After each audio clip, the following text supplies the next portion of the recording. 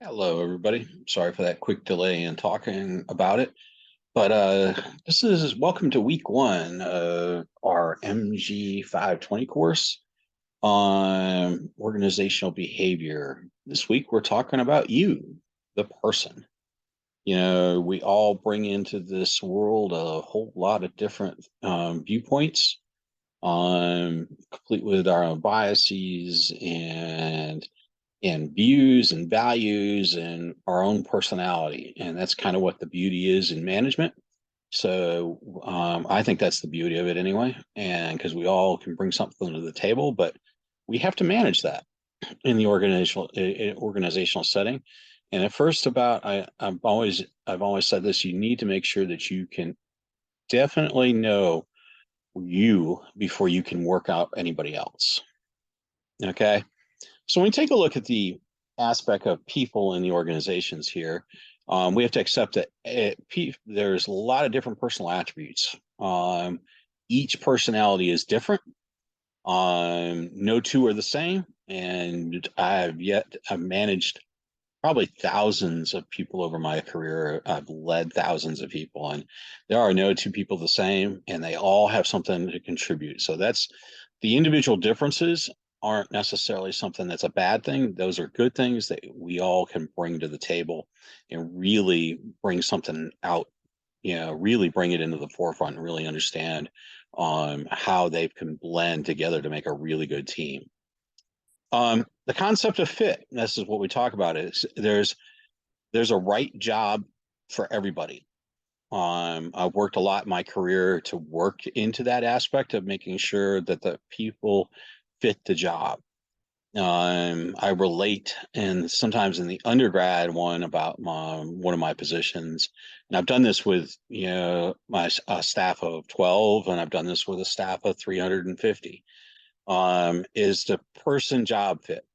Okay, which means looking at what they bring to the table, what that person brings to the table, and then putting them to work in the job that fits their best desires, motivations, and where they just fit the best. Okay. Also, in the hiring process, I'm looking for the person to fit into the group. Looking for that person to blend in with everybody. How do they blend in? How do they fit in? And I'm hiring to my weaknesses as well as the team's weaknesses. So if you can fit into a weak area in there, then we're working into that person group fit. Um, they also need to fit into the organizational viewpoint. I've had a couple of times in my career where I've looked at jobs and go, yeah, I'm not a fit for that organization. And they might be just a little too, might be in these days, it might be political, it might be religious.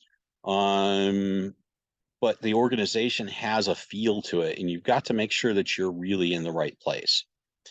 And the other one is the person to the vocation fit. You have to love what you do. This is the old saying, and understanding who you are and what makes you happy, is really makes the difference between what you're doing as a career and what you have for a job.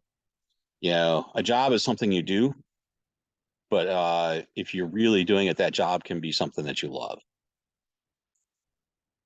When you take a look at this, okay, so the next one, when we take a look at this aspect, we also look at realistic job previews. Okay, you're going to have to, when I present the job, I sell the job, but I sell it in a realistic way. Okay, I look at the positive and negatives.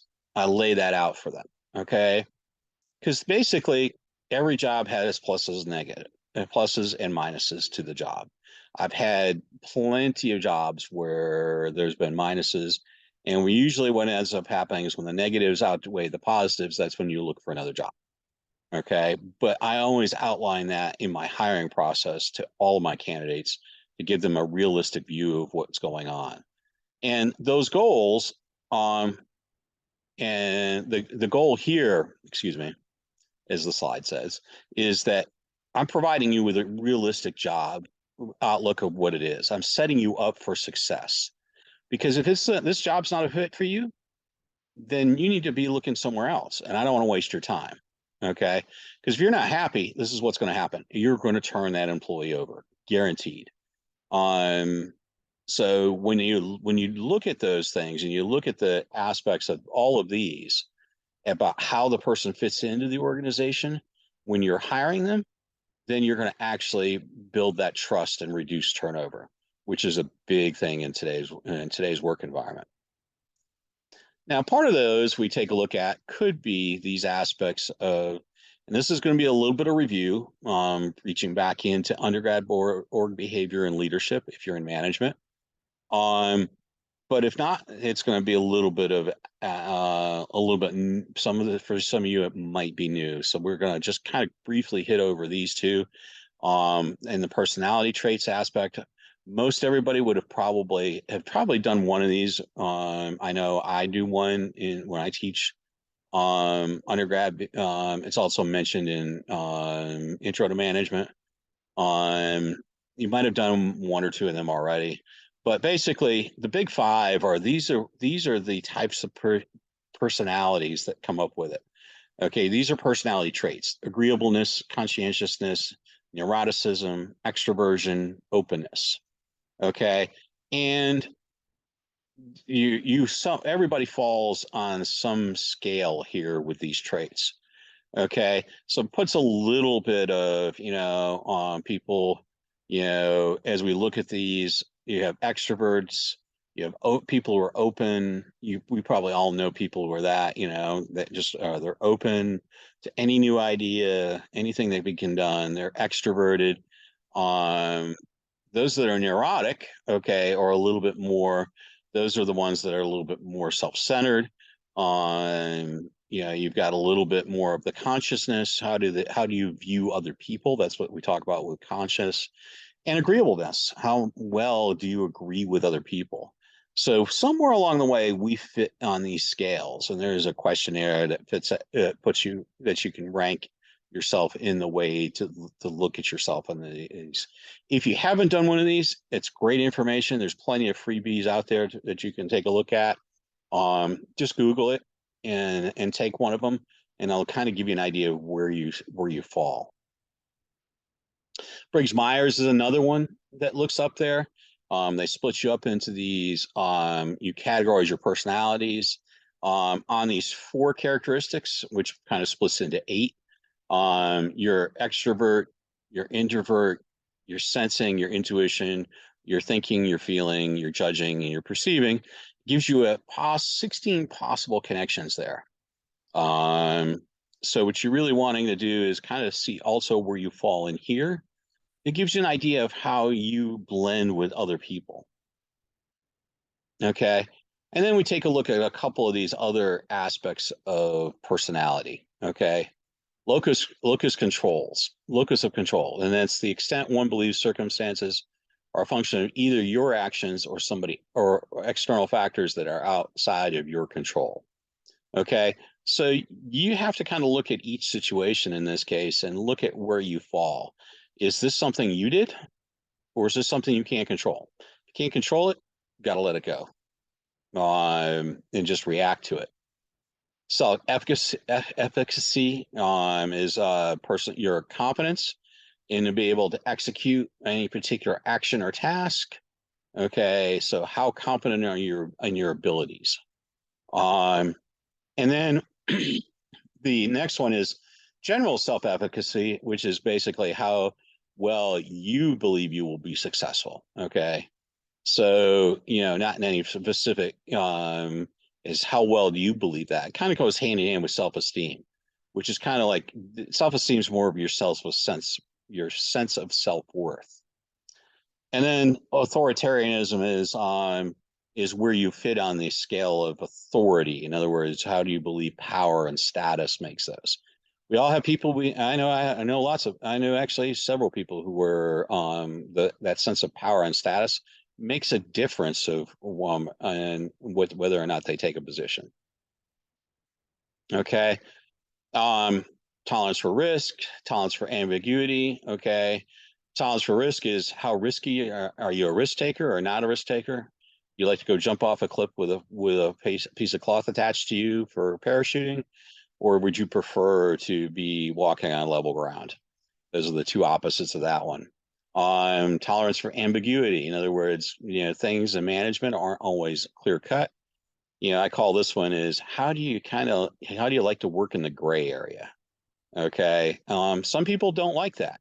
Um, yeah, I make fun of our accounting and finance people because they're a little bit because I work in a world of gray and they work a little bit more, quite a bit more in the world of black and white.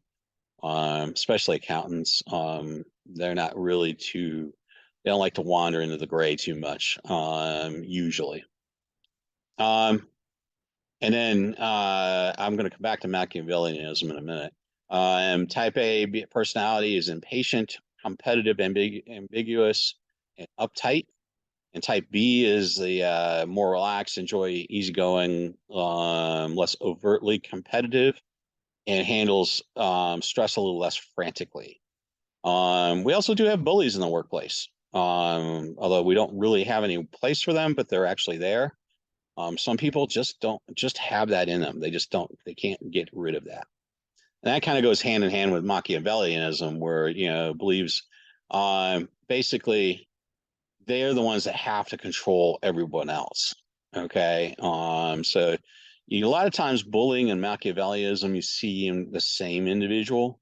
So it's one of those where you're going to have to those are the people I tend to avoid. I don't work real well with them. Okay. Um, these are locus of control organizational outcomes. So in other words, how does your locus of control work with the organization? See, the organization has these goals on the left hand side here. Okay. So when you take a look at that, you have job satisfaction, job motivation, job performance, commitment, career success, conflict and stress, and social integration. Those are the organizational outcomes. That's what the organization wants. And this is how you react based on the locus of control, this aspect of whether you have an internal or an external locus of control. So internal is generally more satisfied with the job of the supervisor. External locus is not so much. Internal locus of control, you're more committed. You really like your job usually. You have internal greater risk of motivation, job involvement, self-confidence. You know, external people are really, really tough. External locus of control people are really tough to get. I usually say, I have the saying, they don't play well with others. So, sometimes when you take a look at those individuals, you'll find them more in individualistic aspects, or they might be entrepreneurs. Nothing wrong with having external locus of control, but when you do that, when you can't control what's happening with you as much, then you have the internal people have a tendency to be a little less wanting to be not necessarily in control, but they're the ones who really want to, they're very self-controlled. Whereas the external locus of control can be a little bit more wild and really also a lot of the entrepreneurs. If you look at a lot of those locus of controls in Elon Musk or Donald Trump for as an entrepreneur, you look at those, they're very much into the external locus of control. They want to control everything around them, whereas internals are more satisfied with what's going on with they're controlled from within. That helps a little bit there. Emotional intelligence is something we should have, most everybody, EQ or EI, depending on which acronym you're looking at, should have by this point, should have had a little bit of understanding of that, which is the interpersonal capability and ability to perceive and express emotions, understand how to use them, manage emotions in oneself and other people. Okay. And it gives you a little bit of self-awareness, self-motivation, self-management, empathy, and social skills. EQ is something that I practiced probably from way back before EQ was even a term. Boy, am I dating myself at this point. But by being emotionally intelligent, what you're doing is you get this aspect of being able to know how you're feeling, okay, and be able to move yourself through these obstacles at work through your workday. I mean, my career in sports and entertainment was obstacle laden, excuse me, laden all the way through the day. So, you're going to have setbacks, you're going to have failures, you're going to have resistance. You got to figure a way through or around it. Okay. And managing your emotions. Okay. There's been a couple of times where I've stepped in between employees. Um, a couple of them even waving knives throughout my career, obviously, at other individuals, because we have those things very present. But I also knew that I could manage those employees by stepping in between them, knowing they'd respect me well enough not to cut me, and B, also managing my emotions at the time, with going, okay, you really don't want to do this. And I've had people who've yelled and screamed at me, and I manage my emotions like it's like talking to a stone. I continue in a monotone, managing my own impulses. And by doing that, it's hard to argue with a stone.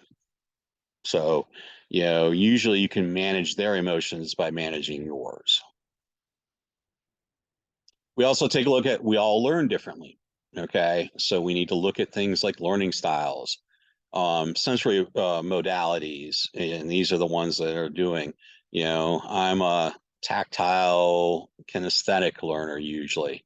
Not some, I can do the visual and audio, and auditory pretty well, okay, but I'm much more tactile and kinesthetic. I can actually learn things a lot better if I'm doing them. Okay. So, which leads into attitude. What we look at here is cognition, which is the what you believe to be true, and then that has an effect on, and cognition could lead right into intention or behavioral. And you may also have something that's situational that affects that, and they may work together to give you a behavior.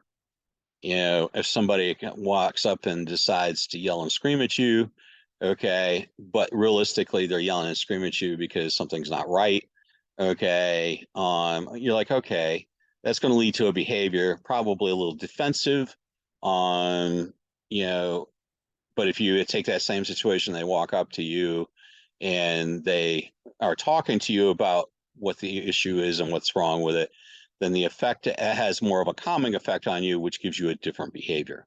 So, or attitude. Okay. So your attitude realistically is affected by these two aspects, cognition and effect. So in other words, what are your sense of values and the rest of that, and how does that affect you? Okay. So that's going to be also the aspect of triggering. Okay. So we want job satisfaction.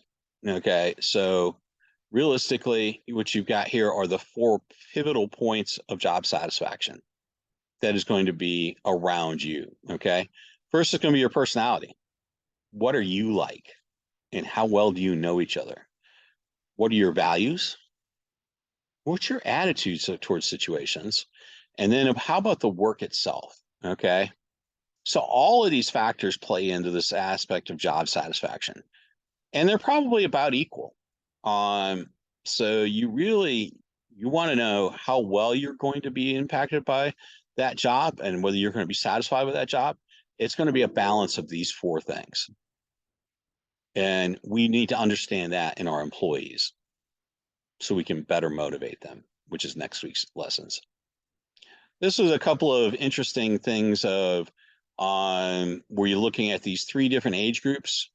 These are or actually, yeah, the two different age groups, 45 to 54 and 18 to 24 in this chart.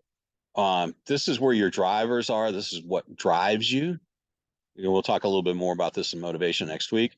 This is what's going to be this is going to be the how to hire them. This is retaining them, and this is getting them engaged. Okay. And then for, again, for the 45 to 50-year-olds, you've got this. These are the ones that are going to be the most important factors. I've done some research in this area as well, and that's kind of where, in other words, what this is saying is over time, you're going to change what drives you. Okay. Now this one here is a little bit talking about the cultural aspect, and I kind of flipped past that because because when we go back to, oops, there we go back here, that's not really readable, but this one makes it a little more readable. What you've got here is this influence of culture on the workplace, okay, and how your values are different. Okay. So what you've got in here is you've got this aspect of, okay, what we've got here is expression values, survival values, which is kind of those two things that we look at in the job workplace. And then we have traditional values and social rational values.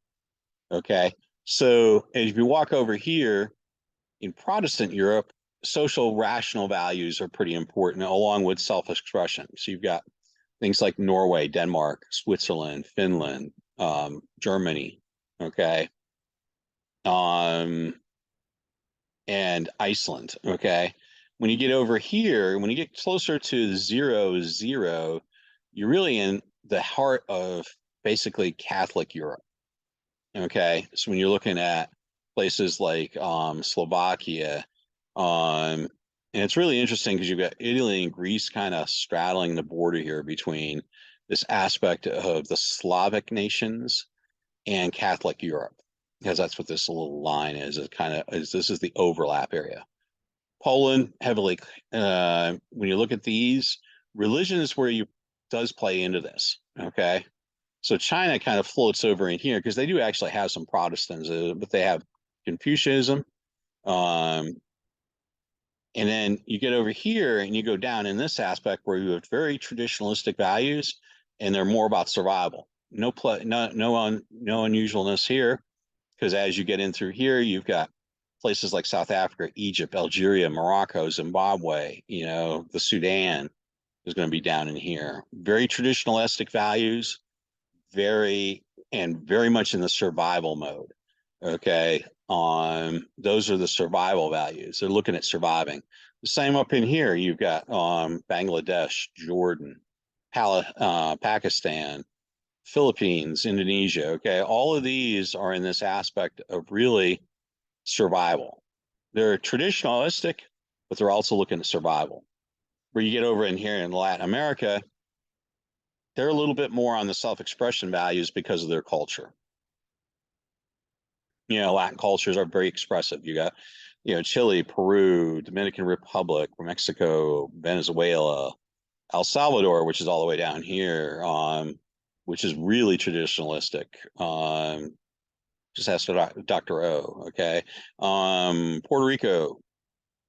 And then you get over here, very much into the self-expression aspect of it, the U.S. Just a little off the traditional aspect, but definitely very self-expressive. Okay. The same with Canada, which is even more self-expressive. Okay. New Zealand. Okay. All these aspects. So this is where understanding culture and how that plays into motivation really becomes important. You got emotion. The role of emotion here is not, again, positive and negative effect. This is where, we talk about when you come into work and somebody's in a bad mood and all of a sudden everybody's in a bad mood. Been there. Okay. So your mood affects everything. So this is what I used to always say. When you come in, now you don't punch a clock anymore, but when you did used to punch a clock, you come in and punch a clock, your emotions are checked at the door. Whatever is going on with you needs to be checked at the door, and you need to really have a workplace attitude. Because realistically, that mood, if you're even when I'm in a down mood, okay, I know I affect everybody else around me. And if I'm in a bad mood and somebody else is in a bad mood, that's never a recipe for being good. It's not an easily motivatable day. So perception. This again should be a review for you guys. We've talked, I know in previous classes, you should have talked about the halo effect, the contrast effect, projection, first impressions, and self-fulfilling prophecies. Okay, all of these should be reviewed for you. But these are the types of things where we want to avoid as managers, really, and leaders, really work against moving these aspects out of our vocabulary and out of our actions, because you got to work against perceiving something that might not be there. Okay. And the attribution process is observing behavior and then attributing causes to it. Just like a consultant, when you walk in, I'm looking at behaviors and how people are looking or behaving, and then I can look at them, break down their behavior in one of these three areas. Consensus. So, how distinctive is the problem or the behavior? So, how individualistic is it? How consistent is it? So, over time, how is that behavior happening every day? So, once in a while?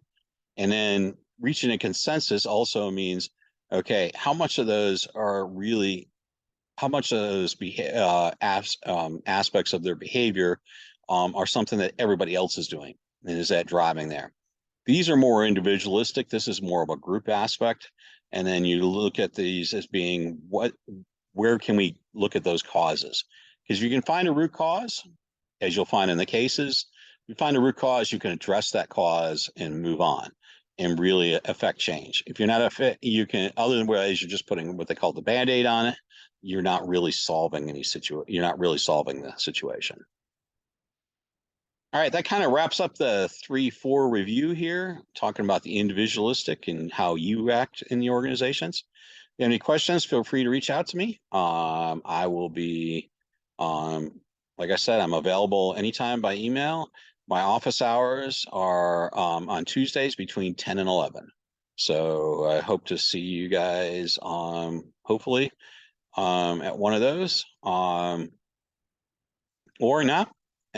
If you need anything at all, feel free to reach out.